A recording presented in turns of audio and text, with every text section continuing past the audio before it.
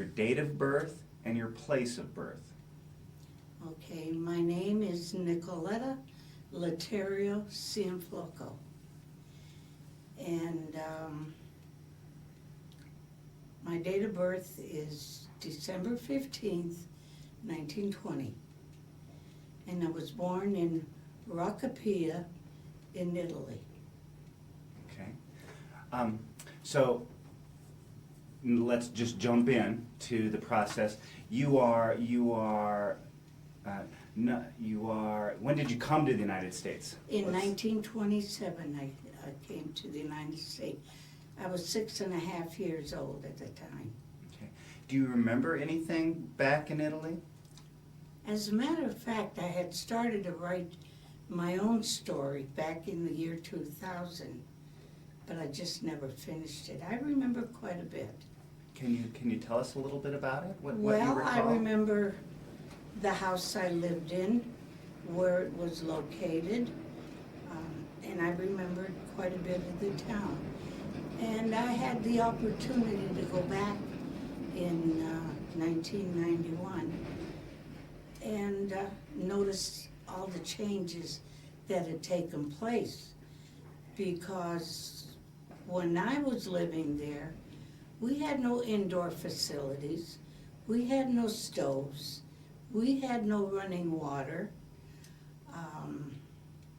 Everything was cooked sort of over the hanging pots or pans. And when you baked the bread, my mom used to have it prepared early enough in advance so that it would rise in time for her to take it to the town bakery.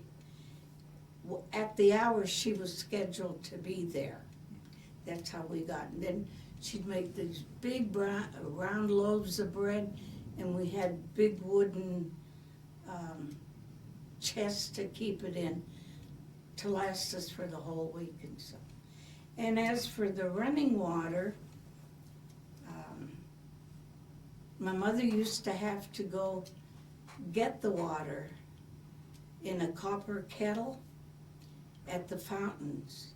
There was a falls in town, and that the water was directed into a place where, well, this was built of stones. It had, the water that came in also went back out again, but the women had an opportunity to set that kettle there and fill it. And hopefully there would be somebody around that could help her get it off of that, the stone table or whatever you want to call it, and help her put it on top of her head. But she had to have a round ring, and I don't remember whether it was made of cloth or straw, and the kettle set on top of her head. And she had to carry it there all the way back home. And we lived quite a distance, and also had to carry it up a flight of stairs. And when she got in, she'd have to kneel so that her head would be close to the table where she kept, well, they kept that water, which was used for whatever you needed to use it for. And so what was your father's occupation in Italy? Well, actually, my father came to this country when he was 16, the first time. The object was to come to this country and earn some money, and then go back, visit the family, then he'd come back again.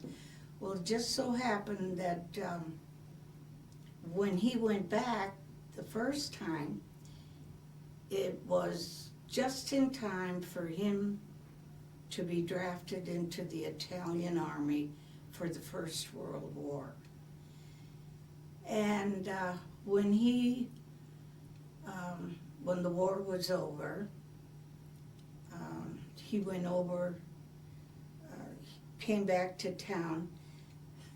As was customary in the old town, somebody from the family, if they knew there was a nice person, nice lady, young lady that their son could marry, my grandfather had gone over and asked my mother, do you have any boyfriends now? She said, no, not really. And although at the time somebody was corresponding with her, but she said she knew he couldn't write, so he wasn't writing those letters. But she told my grandfather, no, I don't have anybody. He said, well, would you consider marrying my son? Well, my dad went over and proposed, and they were married November 17th, 1999. No, November 1919, not 19. And so he moved in with my mom, because she lived with her mother. Her dad had died in a mine cave-in here in Pennsylvania. He was about 40 years old at the time. And my dad stayed in Italy for about 4 or 5 months. In April, he decided to come back to America and, earn some more money, which everybody was doing at the time. And we found out that my mother was pregnant with me, so he decided to come back. But it just so happened that at the time he settled down there in West Newton, which is south of Pittsburgh. And he was there he had a brother and a sister there. Well, then the sister moved to Erie, and it just so happened that there was, her husband died of in an industrial accident. So he came to Erie for the funeral, ended up staying to help his sister. She had 5 children at the time. So he kept wondering whether he was going to go back to Italy or stay here till a friend of his said, you're not going back to Italy. Why don't you send for your wife and your daughter?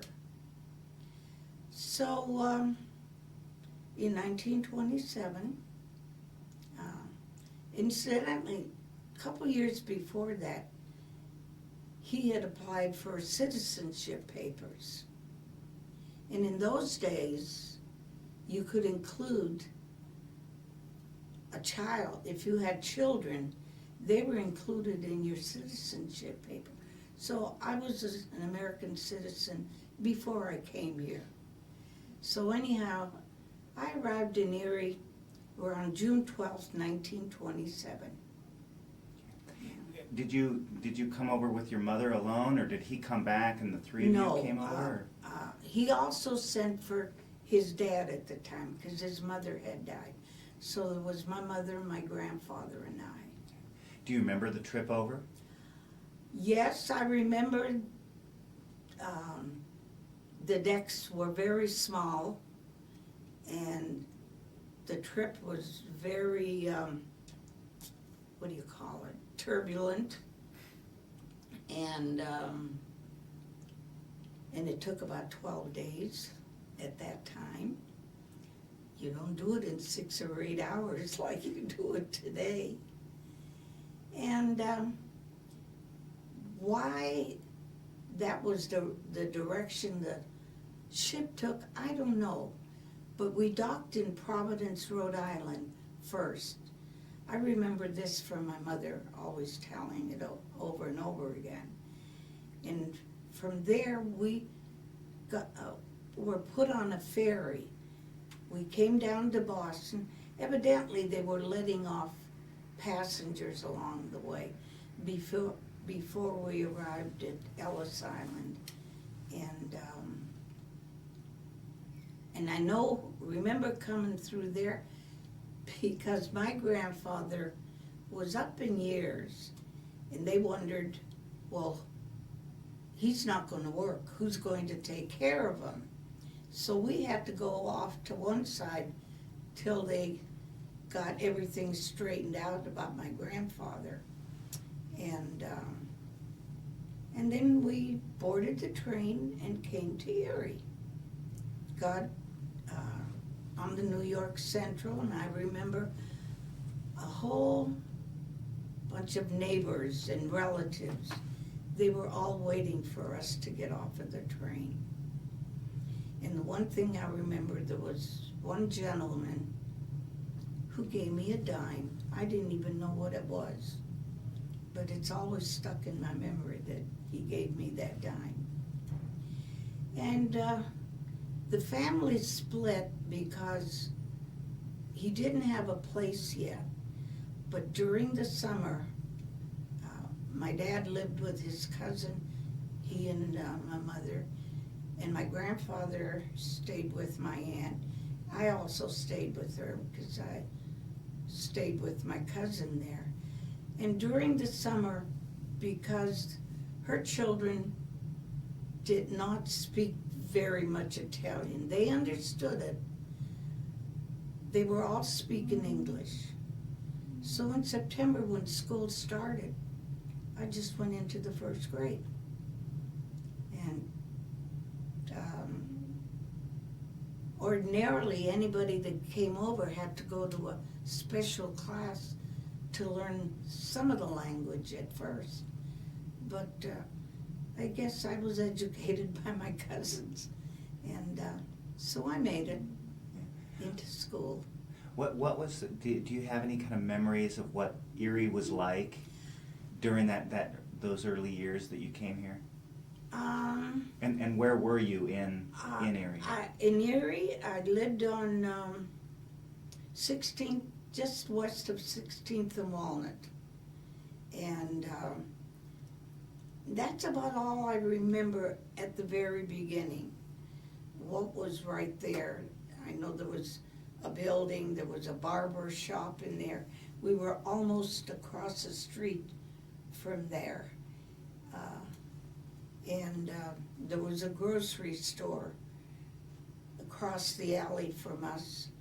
And where my aunt lived, she had a one-floor home with everybody living in there. But then there was a larger 3-family home, because it seemed to me that years ago, all these homes were built relatively close to each other. And there were about 3 or 4 other families that lived in the same, you want to call it compound, whatever. And and then within a couple months, my dad and my aunt purchased a flat 2 blocks away, just off of 18th and Walnut, going on the east side of Walnut, and but we faced 18th Street. And I lived there for about 10 years throughout the Depression. Well, now, describe for me your family life during those years. You're, say, 7 to 17. What was your life like living at home, and what was the dynamics? Well, in the beginning, I was the only child, and my grandfather, and my mom and my dad.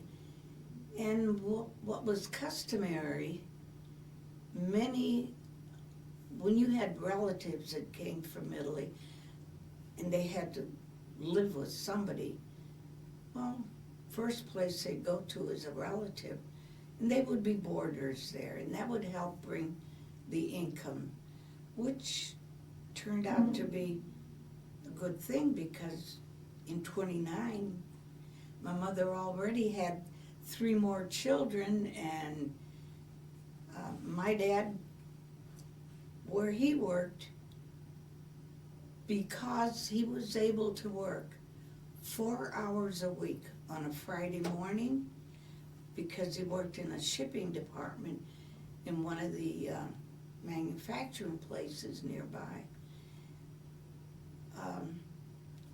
Most people went and applied for assistance, but because he worked 4 hours during the week, he was not able to get anything. But then we had a garden in the back where they'd planted everything, and in the fall would bank it in, preserve as much as possible into the winter. And my mother used to bake some of her own bread at home till we got used to the bakery shop down the street there that everybody went to, Majestics. And I was just, what was it that I'm skip? Actually, I started to write my own life story back in year 2000, and I was just past that area, and I'm sorry I didn't finish it. Yeah, well. But anyway, and then my mother, was able to,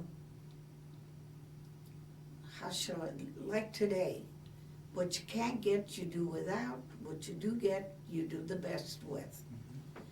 So. Did you have any particular Italian traditions that you maintained and preserved here in Erie? Oh, as long as my mother and my dad was around, every holiday that had some tradition or other. I mean, like today, everybody bakes, you have sweets all the time. We only had sweets Easter. There was a feast in July, I forget which one it was, and then in August, and of course Christmas and New Year's, and our Christmas Eve dinners with all the fish, no meat. We maintained that tradition for a long time. Now, you started first grade almost immediately. Yes. Upon coming here. At any point did you realize, can you recall realizing that maybe you're a little different than a lot of the other kids in the school? Oh, definitely. There were those who made you feel different too. And first of all, there was nobody else around with my name, Nicoletta. There's Rose and Mary, and you just name it, there were all the other names. Another thing was, today, people wear how many earrings in their ears? You came from Italy and you had earrings, you were a hunky. And so, I mean, all these things, did make a difference. And another thing I noticed through school, particularly grade school, if you had an older brother or sister in school, even your teachers treated you better. But if you were the first one, it made a difference. Do you remember any instances of prejudice against you because you were Italian?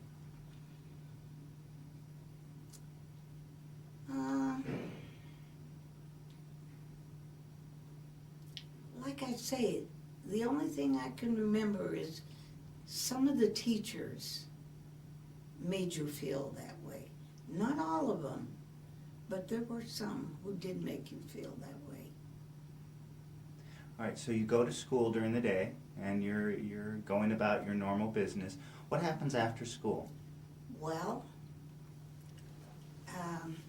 first year wasn't bad. I was the only one. I could go out and play after school. Well, after my brother was born the following year, it was a different story. I remember being out playing one night and heard my dad's whistle, "Come home." So I went home. He said, "From now on, you stay in after supper and take care of your brother." I used to have to sit and rock the cradle till my mother had the dishes done, food put away, and the house was back in order. Then she could take care of him. And then as more children came, I always had to take care of the children, fold the diapers, keep them quiet while Mom was doing whatever. And she had the old-fashioned wringer machines, and I had to take my turn turning the wringer now and then. But then after she had a set of twins, the Maytag man in the neighborhood came around and talked my father into buying my mother the first automatic, electric washing machine. And if I remember correctly, she used to have to put a certain amount of money away each week, and then he would come and collect the money to eventually pay for the washer. So now take me to the weekend, and on Sunday, you have, I presume, Mass to go to. Yes, well, church was only 2 blocks away, and I would go with my cousin, and, because my mother, if she could get away, she would. If not, all the little children and preparing Sunday dinner for 8 or 10 of us. It just, she was a busy woman, and I guess I was her first maid. Well, but so the church is in the heart of Little Italy, Right there. and everybody lives within relatively close walking distance. So is this just a flood of people on Sunday morning? Oh my gosh, church used to be filled to capacity on Sundays. There used to be masses from 6 in the morning till I think the last one was around 11 o'clock. And after Mass, everybody, I won't say everybody, but many of those who attended Mass would congregate outside the church and visit for a little while before they decided to go on home and smell the sauce cooking all the way home and go home and eat your spaghetti.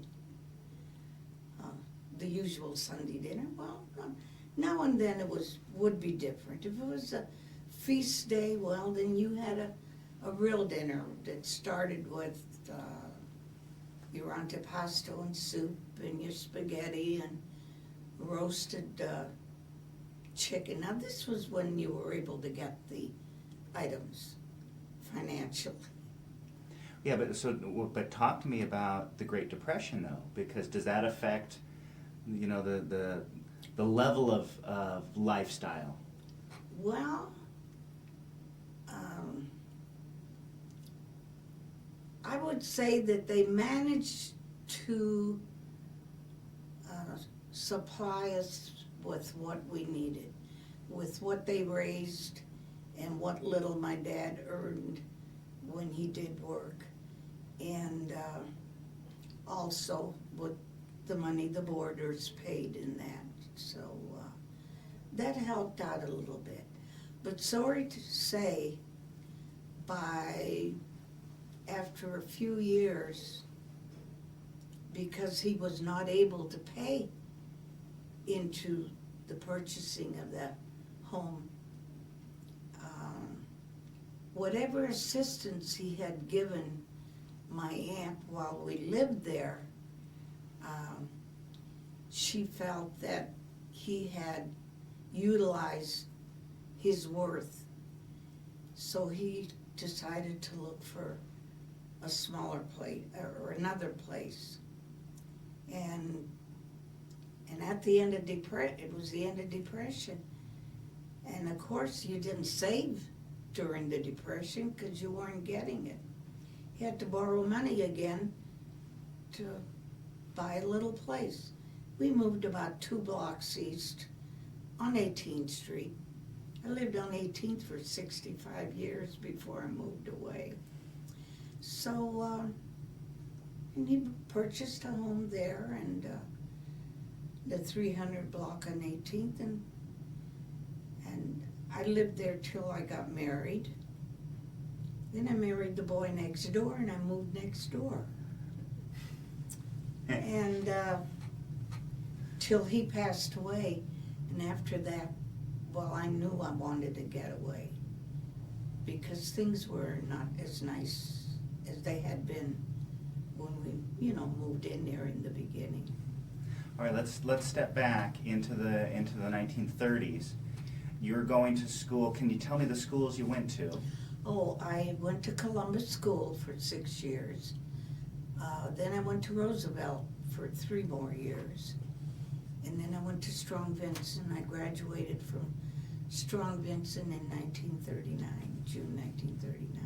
Okay. So now, at that point, your options are kind of open. You're an adult, right? And you're of working age. What do you do in 1939 once you graduate from high school? Well, let me put it this way.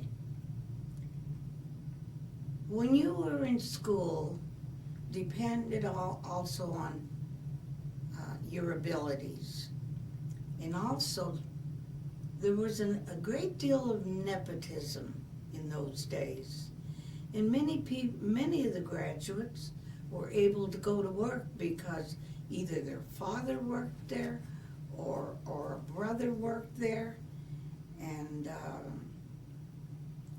I did apply to a couple of places. And like I said, but there was somebody else ahead of me that they were trying to get in. But it just so happened that a friend of ours,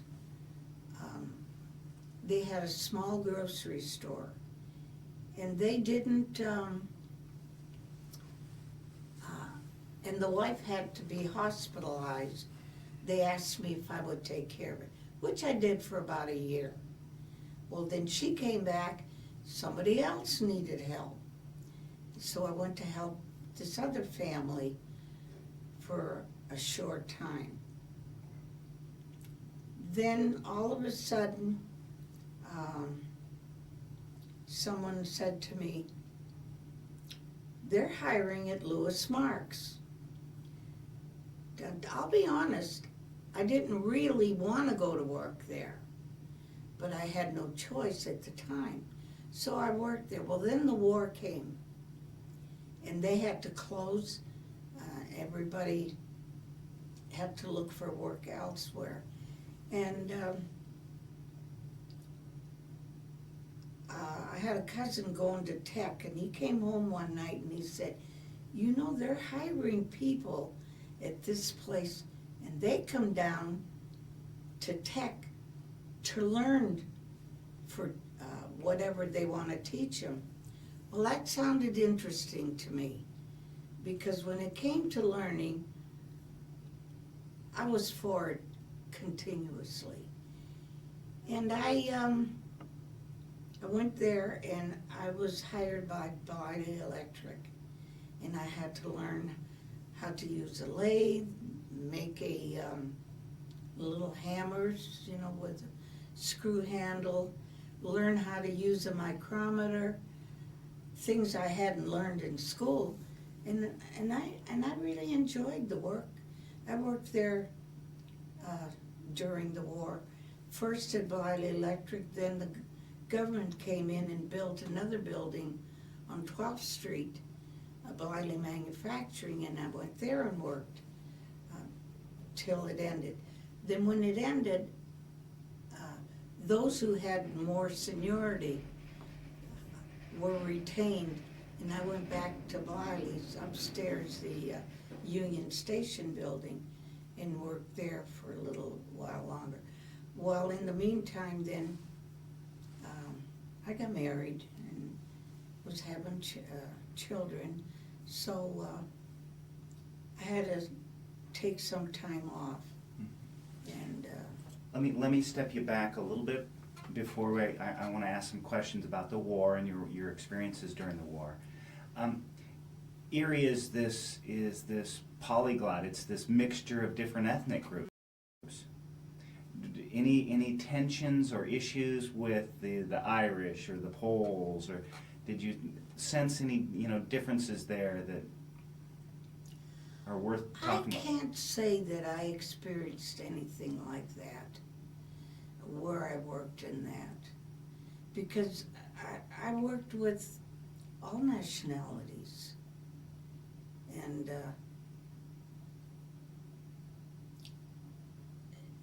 anything that I may have experienced had nothing to do with the nationality. It may have been because of the work and what I was doing. I'd like to go back a little bit. When I graduated from school, there were two things that I aspired for: either the nursing profession or the teaching profession. Well, of course, my dad couldn't afford to send me. Years later, he said, had I known then what I know now, I'd have borrowed the money to send you to school. Then even later than that, I was working in the Center City area, and I ran into one of the teachers that I had, well, from Roosevelt, 9th grade through the 12th grade, at Strong Vincent. Her name was Rose Galbo, and she taught Italian. And I thought, I'm going to perfect it so that I can speak it well enough. Well, I did. I went through the 4 years along with the other majors in that. I ran into Miss Scalbo after she retired. She used to come back to Erie now and then, and she said to me, if scholarships would have been available when you graduated as much as they are today, and this was only like maybe in the 70s, she said 5 of you in your class would have gotten them, and you would have been one of them. So scholastically, I guess I could have made it, but financially, that was a different story. Now you're working at Bliley, and how many women are working there, and was that seen as kind of a novel experience, a woman working in manufacturing? Well, it was an experience, especially because of there were a variety of jobs there. And I operated one of the machines where we made crystals for radios. And some of the girls would put wax on these metal plates and put the crystals on there, and you had to grind them on the machine to level them off on the one side. Then they went back to the table, and the other women would take them off, wash them in, I can't remember what the chemical was that they used to wash them in, but the wax was removed. Then the plates were also cleaned, and the plates had to be ground often so that they measured with a micrometer the same measurement all the way around. Then when they mounted the crystals that had been run the first time and put the smooth side down, then you had to take and run the second side off. So you had to be careful that you didn't grind them down too far, because then they would have to be thrown away. So you had to keep stopping and measuring them with the micrometer constantly till you reach a certain thickness. Then these were taken off, washed, and sent to another area where they were done, each one individually, before they were placed in the ceramic container that these crystals were placed in. Okay, let's move forward to your marriage. Can you give us the date and the name of this fellow that you married? Okay, my husband's name was Daniel James Cianflocco, and he lived next door. And it just so happened that I had been dating somebody else who died in the service. And he had been dating somebody who sent him a Dear John letter. And, well, then I dated him for a while, and then I wasn't sure. Then we got back together again. We were married August 31st, 1947. And because places were difficult to rent, I thought, okay, I would move in next door. And it just so happened that I stayed there till his parents passed away. Then he passed away. He was ill the last 4 years of his life. When did you leave that house? I left it in 1990. So you were there 43 years in the house next door to your to your house. When my husband died, we'd been married 42 years. Mm-hmm. Wow. And then my children, things had begun to get bad on 18th Street. And my children said, Mom, you've got to get out of here. We've been trying to get Dad out of here for years. And he didn't want to move. And so I went looking for a place, and then I moved from 18th in Myrtle to 5th in Connecticut. And I was there a short time because my mother, who was still living, moved with me, and in about 3 years, then she passed away, and the place got a little bit too big for me. The children were away, had gone to school, they lived away, so they weren't coming home that often. So I moved from there to area called Presque Isle Condos on close to the peninsula. Let's go back though to August 1947. Okay. You're getting married. Do you have any Italian traditions that are going to be part of this wedding ceremony?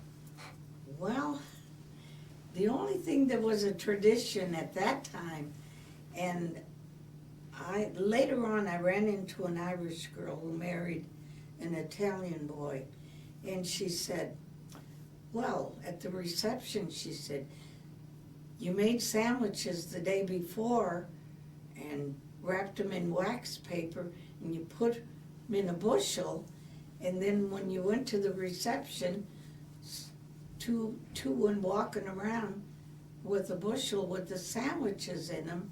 That's where you got your whatever they had to eat. Then they had cookies.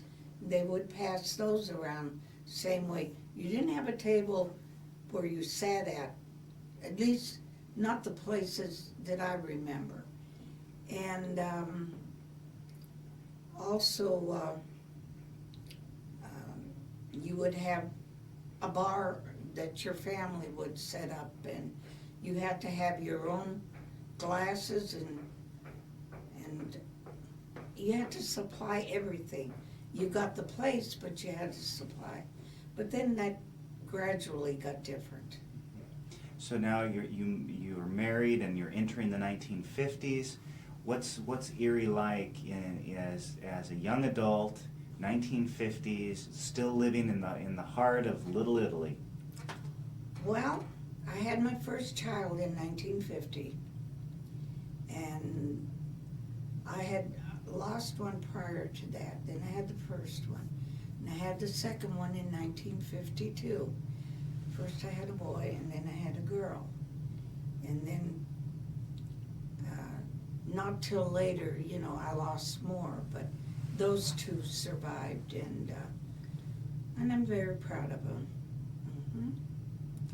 Because mostly the education that I was not able to get, I made sure my children got it. Okay? Now, in the 1950s, we have in the United States a stereotype of Italian Americans in the 50s as being somehow associated with the mob. Is that help dispel that myth, or tell us what you can about this idea that somehow Italian Americans were associated in all the wrong kinds of things? As I think back, I know what you're mentioning, but at the same time, it just depended on who the people were. I mean, those who wanted to live the good life, I mean a decent life, they lived their life. I've always gone by this, my motto's always been, live and let live. Hey, I'm living my way. I can't tell you how to live. In regards, to that situation. But in every group, there are people who are good people and there are people who are bad people. I've always said that. It doesn't matter what nationality, what country, what race. I mean, the older you get and the more you assimilate with them, you begin to realize after a while, people are people. Right. But why did people in the 1950s, and even today why do they focus on the Italian Americans as being mobsters when we have gangsters we have Irish gangsters and Swedish? Why was it that they kind of identify? I've done a lot of reading, and I still do a lot of reading. As a matter of fact, my daughter-in-law got me a book at Christmas called Italian La Bella Lingua. And a woman by the name of Diane Hales has written the book. And how she learned the Italian language by going back and forth, and the good and the bad in that. I've also read the book called Sprezzatura, which is the life of a number of people who contributed to the Italian culture from before Caesar to Maria Montessori. And it's a very interesting book. Now, I've also read other books which tells about when the Pilgrims first came here and who they wanted here and who they didn't want here. And some of that continued down through the years, regardless of whether it was the Irish that came over, the Italians, the Eastern Europeans. So who do you blame? Well, because this past month was Black History Month. And there were times when I did catch some things that I did watch, and when I think back, is that the way humans treated humans? I don't know. Well, now, as we go through the 1950s and 60s, the Italian-American community in Erie is gaining some political power. Yes. Can you talk to me about that? Well, let me put it this way. I wasn't engaged in politics too much. My husband had been. But I felt that different nationalities had contributed down through the years. If the Italians can do something for the city of Erie, why not? Did you see kind of the political machinery, or witness that, or kind of the emergence of different kind of wealthy Italian Americans? I think wealth has a lot to do with your upbringing, your parents, what you learned, how aggressive you are, what are you looking for in life for yourself, for your family. My ambition throughout my life was I couldn't get an education because of the depression and whatever other reasons. But I felt that my children should get it. And I was very successful in that. I have a son that's a doctor and a daughter who went into marketing and merchandising and worked for some very good companies. So, as we're progressing over the course of time, is there less expression of Italian culture, less expression of Italian American heritage? Do you feel like you have to maybe preserve it more the older you got? I feel that regardless of what nationality it is, you're the one that has to preserve it. I mean, in whatever way you can. And I remember my husband had belonged to the Italian-American, the Giuseppe Mazzini organization. Well, then one of the women decided, rather than us being an auxiliary, we should form our own. And so we did go into an organization of our own, which eventually became the Italian American Women's Association. And I was with them at the time that they were being organized at both times. And I did whatever service I could whenever I was called upon. Talk to me about what has happened to Little Italy. I think what has happened is that as the families grew and the children and the children, came a time when there wasn't a place for all the children to live in the Little Italy area. So, like after the war, they'd get married and they'd find a place where they wanted to live. And it's in regards to the Little Italy area,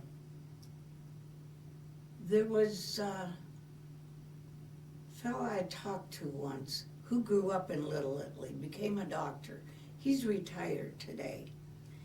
And as we were discussing it, he said to me, "Were you a local Italian or were you a suburban Italian?" And I said to him, "What are you talking about? I never heard that expression." He said, "Well, if you lived north of the New York Central Railroad track, you were a suburban Italian. If you lived south of the 19th Street tracks, you were a suburban Italian. But if you lived in between, you were an Italian. You were in Little Italy." So It's interesting to talk to other people and hear their expressions and their thoughts. I never realized that there were suburban and local ones till he told me that, and that was only a couple years ago. So live and learn. Have you seen changes to it in the last couple of years, to Little Italy? Well, yes, since the Sisters of St. Joseph have come in there and tried to renew as much as they possibly could. And I think it's great. I know we have the soup kitchen on Monday nights. It's at and St. Paul's offers their facilities, and I have been going there and help serve the people when it's my turn on the list. And like I said, the people who moved away, and then there were just the parents left, my children both moved out of town.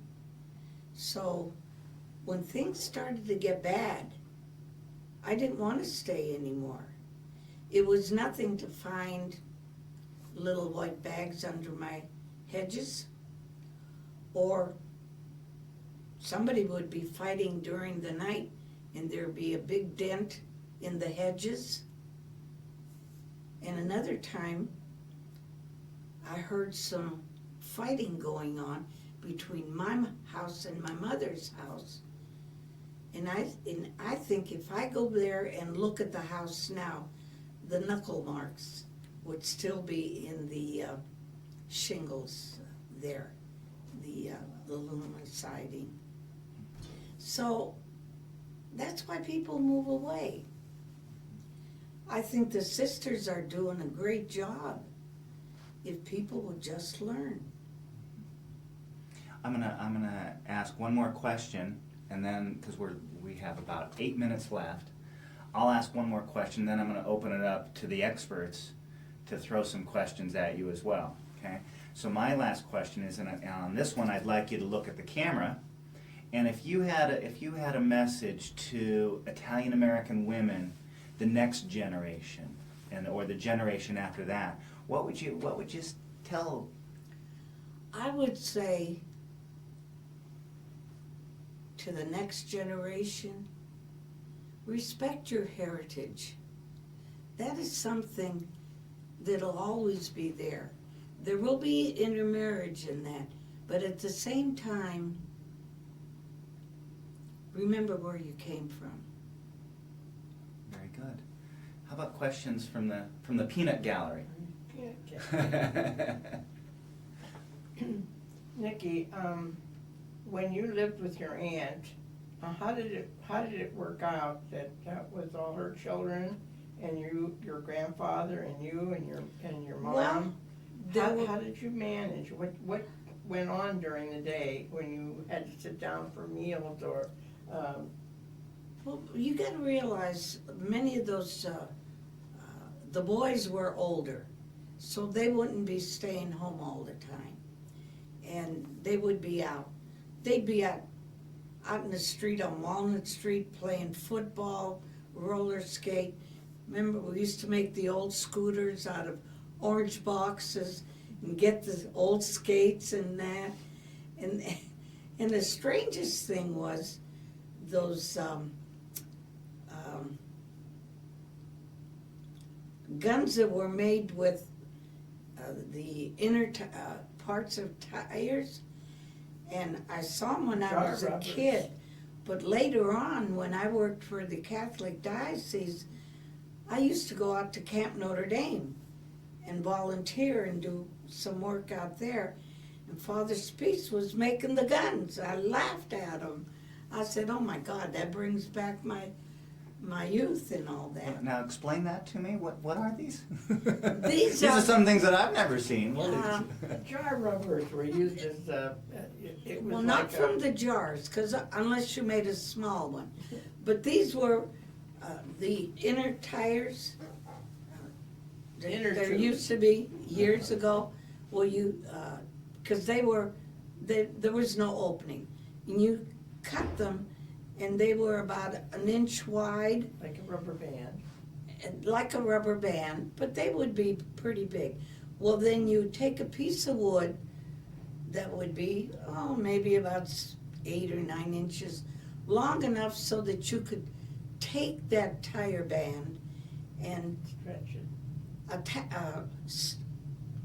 slip it over the front of it, bring it to the back, and attached to it was like a half a clothespin or some other piece of stick that was attached to that piece of wood. But the band from the tire that you brought over, you slipped it into this holder. So then when you release that holder, Gotcha. and that was the gun. So he was teaching the kids at camp how to make. Oh, that's good. Now that's years later. So, Is there anything that I should have asked you? Anything that you want to add to the conversation? well, I feel that sometimes we live through our children. And the fact that my son had decided he wanted to be a doctor, and the fact that I wanted to be a nurse, and although I nursed people all my life, makes me feel good at where he has arrived at today. And the same way with my daughter. She went into marketing and merchandising, and she worked for, she worked for,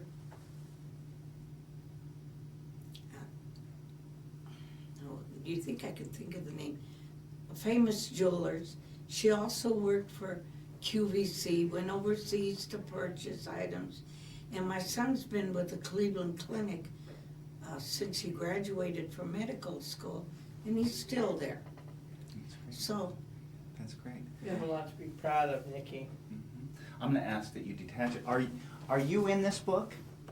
Her mother, yes, she is. Okay. A picture of her, she and her mother. Do you know where we are in It's this? in the family first chapter. well, Is this it- is my mother and I father. turn right to the page. How about that? Yeah, but there's a that's picture his, of you- Yeah. but that's Is that the it. only picture? Yeah, because Isn't there my one of you kids, with your mom? Okay, so we're going to try to get, can we get a close-up of this? So let's get that out of the way. Yeah, that's, It's this one here, though, isn't it? This one? Yeah. yeah, that's a little right up above her. I'm not sure if there's any other. When you look at that picture, what do you think? If you can go to focus on her. Well, that was taken the year we came here. And that's the clothes they took my mother downtown to buy her, whatever. And I mean, there's so much that, it's just impossible to get it all in. Mm-hmm. Now, the object was to put those who came from Italy here. And the one thing I noticed, So are you in here? not that I. You didn't want to, put yourself out on the pages? Well, I remember giving a Yeah. bunch of pictures. Documents and things that we were not able to use. They weren't able to use them. I do, actually, one year,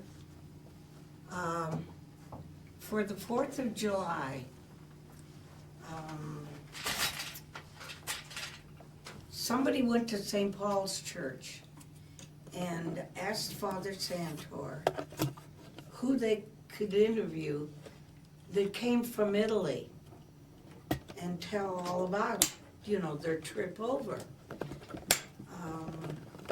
So he sent them to my house. And whoever the writer was at the time that came to me, could you give me my purse? Came, and my mother was interviewed. That folder will do it. Because I did bring a couple things that I didn't know. The original papers. Wow. Very nice. Mhm. Incredible. My birth certificate from Italy. I do that. That's important. I have my mother's bank book when Phillips Bank went Yeah, I bankrupt. remember. Station papers. Very good. Well, I have to tell you, I think we're out of tape at this point. Oh.